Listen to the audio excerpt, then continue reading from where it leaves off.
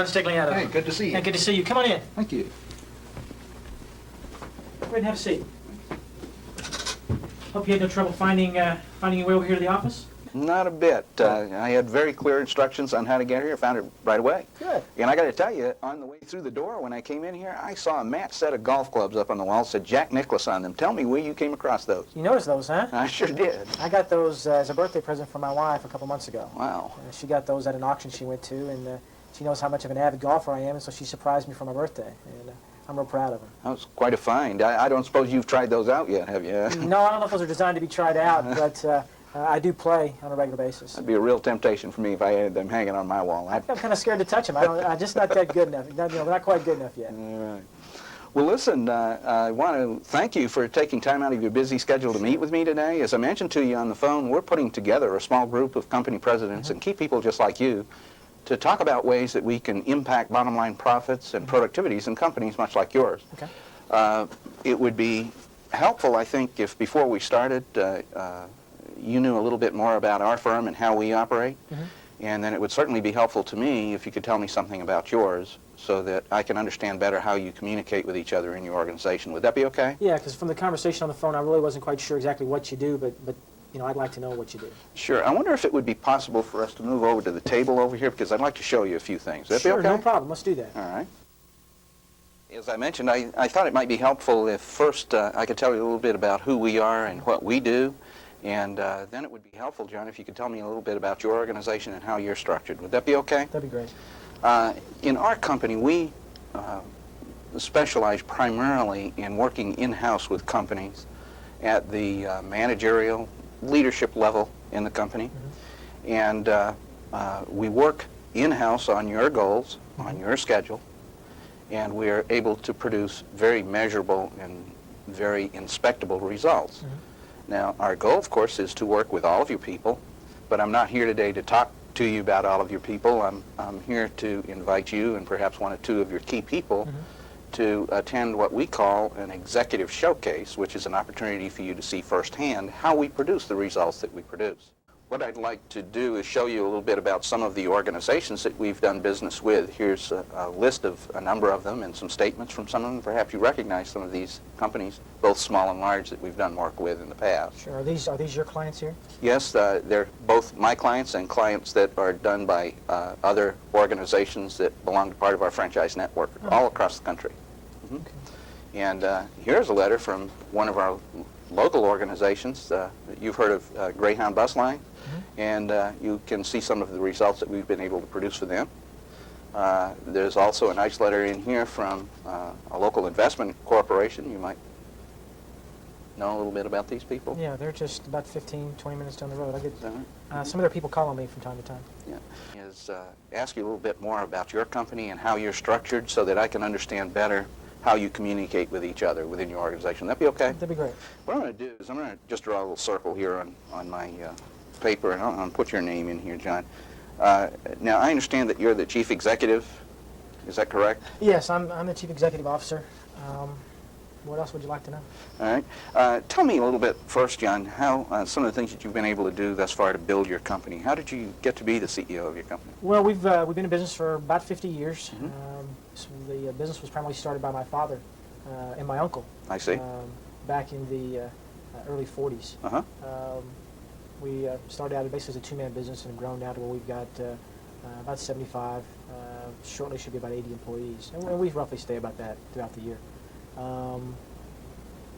My father decided earlier this year to take an early retirement, and I've been with the business for about, as a professional, for about 6, almost 7 years, odds and end jobs since I was old enough to walk. So, is that right? You know, all of us, my brother, my sister, we all work within the business. That's interesting. And so when your dad decided to retire, he made you the chief exec? He sure did. Man, that's the way to go, isn't it? I'm okay with that. Tell me, John,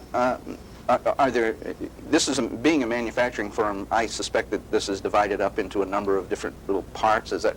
Yeah, I guess in real simple terms, there's 4 primary areas or divisions to our company. Delivery, okay. Tell me first about your sales staff, would you? Sure. We got a sales manager. Her name is Sue. And Sue has 10 people. Okay. 2 inside salespeople, and then we have 8 outside salespeople. 2 in and 8 out. Okay. All right.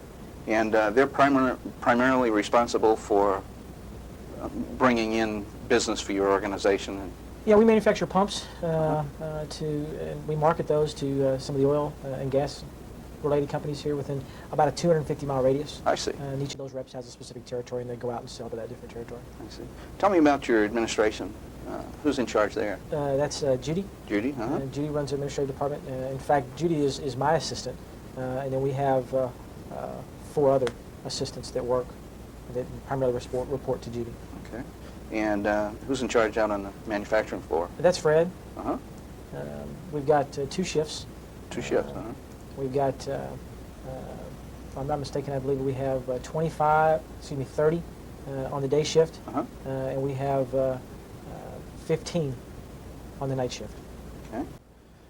Are there like day supervisors, night supervisors, or that report to Fred, or how does that work? Yeah, we have 2 supervisors in the evening, and we have 4 supervisors during the daytime.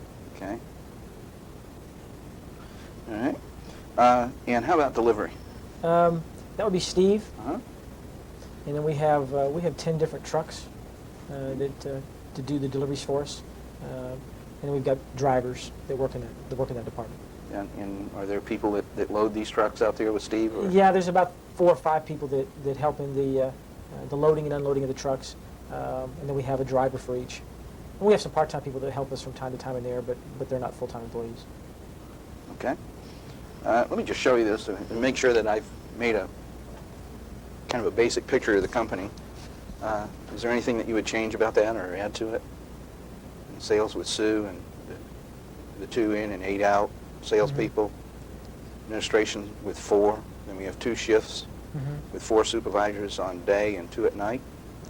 And then we have 10 trucks with the drivers and 4 or 5 loaders and some part-time people. Is that fairly accurate? Yeah, I mean, Things are done on time, deliveries are done on time as a result of it. right. Pretty proud of these guys, huh? Real proud. I also heard you say that you wish your sales were improved. Is that to say that if you could bring one of these other departments up to speed with the manufacturers, that's where you'd begin? I certainly be interested in increasing sales.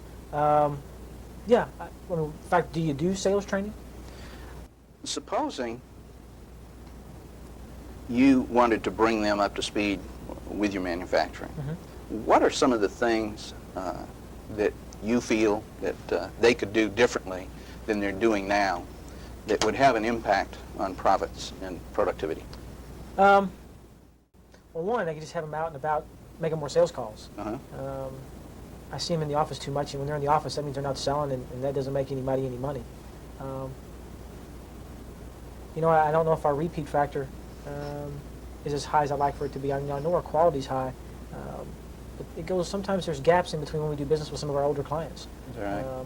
And I'd like to see us, do some more from a repeat standpoint. All right. So, what I heard you say is that more sales calls would probably have the greatest impact. You're interested in resales, that their attitude is having some kind of an effect on their ability to sell, is that? I would guess that. I mean, I don't know if their attitude has any impact on them selling.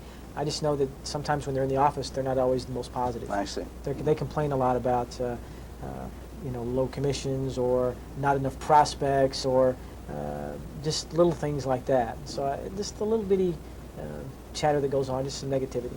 I can like more sales calls. Let's talk about more sales calls for a minute, just so I understand. Roughly how many calls do they make now in a day or in a week? I don't even know if I know. Is there a way we could find that out? Short of talking to each individual salesperson, I don't know if we could talk about or know a specific number of how many sales calls. I know it's just not enough. What kind of an increase are you looking for? I remember when I was in the sales department and I was out there, which is one of the first areas that I started to work in. I'd see 4 or 5 people a day. Sometimes the call may only be 10, 15 minutes. Sometimes I'd be there an hour. But I'd get out there and I'd work my territory and I'd see 4 or 5 customers a day. I'd stop and do some cold calls. I don't know if they do that. They tend to be a little on the, I guess you could say, the lazy side. And that doesn't make anybody any money, let alone them or us. So we need to be able to get the sales calls to some level. Mm-hmm. Give me a level to shoot at. 5. You need to get 5 per day, is that? 5 per day, yes. Okay. All right. Supposing we can find a way to get that job done. Mm-hmm. All right. And supposing it were possible to actually increase the number of calls to 5 a day. Okay. What are some of the ways your company might benefit? Well, naturally, we would increase sales. I noticed that, and I'm interested in in helping resales, and maybe I need to do something for. I've been thinking about doing some customer service training for my people. I know there's a local seminar just down the block for about $49 a piece. And Mm-hmm. do you do anything like that? No, we don't. What we do, as I mentioned, is we work at the leadership and management level, the Mm-hmm. supervisory level in an organization like yours. And mainly, we need to identify things that need to change Mm-hmm. that will impact your bottom line profits and productivity. Now, you mentioned that an increase in the number of sales calls would be beneficial to you, Mm-hmm. okay? Well, if we could find a way to change that behavior and actually increase the number of sales calls that are being made, what are some of the ways, besides increased sales, that your company would benefit? Well, we'd have new customers. Mm-hmm. New clients? We'd have more new Uh-huh. clients, more new customers. Uh-huh. Naturally, as I said, we would increase revenues. Uh-huh. Who knows? Maybe our repeat would increase if we're out there seeing more people. Some of our resales might happen a little quicker. Okay. How about the people who would have to make the changes, the people who would have to actually go out and make additional calls? How would they benefit from this? Well, naturally, they make more money. Uh-huh. Okay. So, I think that in and of itself would probably be a motivation, is they'd be able to make more money, and because around here there's quotas, and after a certain period of time, 90 days, if you don't meet certain quotas, then you have probation, and after that, if you don't do it for another 60 days, then you're out of a job. So, Okay. Now, tell me something, John. If we make these changes and everybody else benefits, mhm. help me understand why you would invest company time, effort, and money to bring this about. How do you benefit when this happens? Well, naturally, sales go up. The company makes more money, and that definitely affects my bottom line personally. The bonus or? Well, I make a percentage of the profits and things of that nature, but it's more so. I have an agreement with my father that this is kind of a side deal that we have going on increasing sales and some profit sharing, different things of that nature. I see. How does it affect your time? I don't know so much if it affects my time. I don't spend that much time with the salespeople directly, anyways. Mm-hmm. I know I wouldn't have to worry about them if they were making more sales, because I do some of the final interviews, but. Well, I was kind of hoping it might give you a chance to use those clubs that we talked about earlier. I'm going to make time to do that regardless. You become the star that your dad really wants you to be in this business. I guess everybody wins here, don't they? Yeah. Wow, that's amazing. How do you guys do that? Have you done that with any other manufacturing companies before? Oh, certainly. You bet. We have worked with a number of manufacturers, both small and large, and we've worked in all kinds of different departments, bringing about specific changes just like this. One of the things you might be interested in is, let's take a look if this project would be really worth doing. What do you mean? Well, it's nice to say that we could increase things by, 5 calls a day. Mm-hmm. It's nice to talk about that, but if we're going to make an investment to bring about that kind of change, you want to know whether it's worth that investment, don't you? Sure. Okay. Let's just take a look at that for a second. You said increased sales Mm-hmm. would be one of the benefits to the company. What kind of an increase would you expect from 5 calls a day? $15,000, $20,000 probably Per month. month? Mm-hmm. Now, is that per salesperson or for the whole department? Yes, that's per salesperson per month. 15 to 20K per month Mm-hmm. per salesperson. Correct. That sounds like a pretty hefty amount of profit for your company just by making this minor change. Mm-hmm. So if we were able to bring about even part of that, it would certainly be worth some kind of an investment, wouldn't it? Sure. Okay. How much are we talking? How much does this cost, Al? Well, if we do this right, John, it won't cost you anything. Like I said, we were looking for the potential of return on investment here. Mm-hmm. And what you're telling me is that we could look for about $2,400 a month, $24,000 a year, $25,000 a year per person that would be added to the bottom line. Now, obviously, if we had all of these 10 salespeople doing this, 10 times 25,000, that's $250,000 a year in added profits for your company. So if the investment required was something less than $250,000, you have a return on your investment by the end of the first year. You see how that works? Okay. Well, good news is that I think that we can work this so your investment is somewhat less than $250,000. Good. You're making me nervous there for a second. All right. I think that one question we ought to ask is, why now? We understand what you want to do and why you want to do it, and we also now have a fairly clear picture of what it would be worth to get it done. But let's look at this one other question. Why would you act on this right now? That's a good question. I don't know if I have an answer for you.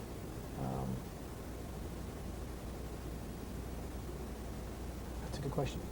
Tell me about some of the things that. How does your process work? Well, let's take a look at that. How do we get the job done? We use 3 methods to bring about the kind of changes that you want. One is called spaced repetition. This is probably familiar to you because I'm sure that you advertise your products. And the advertising industry uses spaced repetition for product identification, don't they? We also use multi-sensory impact and goal setting. Let's take a look at each one of those for a second. Okay. In spaced repetition, when you see the word Crest, what's the first thing that comes to your mind? Toothpaste. Toothpaste, exactly. And Tide. Washing detergent. And this little puppy right here? And a car. A little car, huh? Yet the actual meaning of the word crest might mean the top of a wave or the peak of a hill. And this has to do with how high the tide is at the beach, whether it's in or it's out. And this obviously is a wild horse. Yet when we see these words, the first thing that comes to our mind is a product. Now, spaced repetition in our business helps people retain information. I'm sure that from time to time your people have attended workshops and seminars. Sure, all the time. And sometimes they come back with lots of great ideas, but after several weeks have gone by, how much of that do they retain? I really couldn't tell you. Not very much as a rule, huh? We have found that 60% of all ideas are accepted on or about the 6th exposure. If you expose somebody to an idea just one time, very little of it is retained. And each additional repetition increases the retention level. Okay? So we use spaced repetition to help people remember what they're learning, and that helps them easier to apply it. Does that make sense to you? Sure. Okay? Now, the next method that we use is called multi-sensory impact. Multi-sensory impact is a learning process that helps you learn new ideas quickly. We try to involve as many of your senses as possible in the learning process.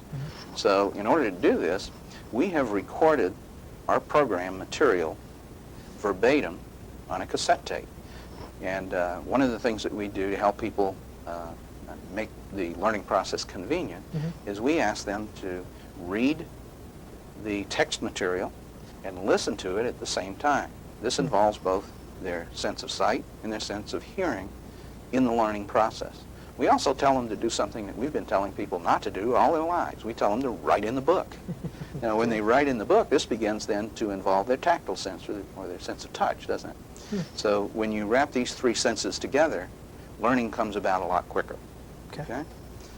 Now, the third and probably most powerful method that we use to help people learn is the power of goal setting. This gives them the learning process in small, easy chunks. We help them determine where they are, where they want to go, and develop a good, clean plan of action to travel that route. We provide our programs in convenient weekly sessions. We provide, For how long? Our sessions will run approximately 90 minutes once a week over 6 or 7 or 8 or 10 weeks, depending on the behaviors that we're working on changing. Is that, do you do that here on my facilities, or do I have to send my people to a different state? How does that work? Okay. The executive showcase will be held at the Quality Inn on Route 30. How many companies do you have so far signed up for that? We have 8 participants coming in now. We have 4 seats open. We like to limit our classes to 12. So what I'd like to be able to do would be to invite you and perhaps a couple or three of the key people in the sales portion of your organization to attend this upcoming showcase and let you see firsthand how we produce this. What if I just wanted to do it myself, or if I wanted to send just one or two people? Could I do that? Certainly. Absolutely. What would you prefer? Well, I'll myself, and then I'll bring Sue, my sales manager. Okay. Let me do this. What does that mean? Guaranteed in writing? I knew you'd ask. That's probably one of the best parts about our process, John. We believe that our process will actually produce the kind of results that you expect, and because we believe that, we guarantee it. And I'll show you that guarantee in just a minute. Okay. The correct name for your company is? John Buyer, Inc.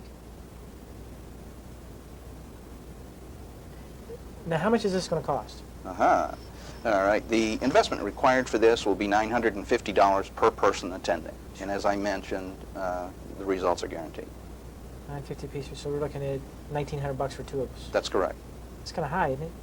Well, when you consider that it will produce the kind of results that you mentioned earlier, you said that for each salesperson that can make this change, you could expect $2,400 a month to fall to the bottom line. Mm-hmm. For an investment of $950, that's a pretty good deal, I would say, wouldn't you? Can you guarantee the $2,400? I can guarantee this, that in the first 4 weeks of working with us, you will see measurable movement toward that goal. Mm-hmm. And if you're not satisfied with the movement that you're making toward that goal, toward the increase in the number of calls that are being made, Mm-hmm. and the results that are coming out of it, if you don't see measurable movement toward that goal, you bet I'll return your money, pick up the materials, and that'll be the end of it. Okay. Is that fair? Fair enough. All right. The mailing address for John Buyer, Inc. is? 1234. Thank you very much. John, I'm looking forward to having you involved in our next executive showcase, and I'm sure that you'll be pleased with the results that you see. Sure. Do you have anything to leave about the time so I can get with Ann and we can go ahead? I can help arrange schedules with her. Do you have anything that I could about the time and the date, the location, and what we need to do? Yes, I'll leave that information with Sue when I in fact, I'll have her make a photocopy of this, and it will tell the location and the time and the place and everything on it, and she'll have that for you. Okay. Is that all right? No problem. Very good. Well, thank you very much. My pleasure.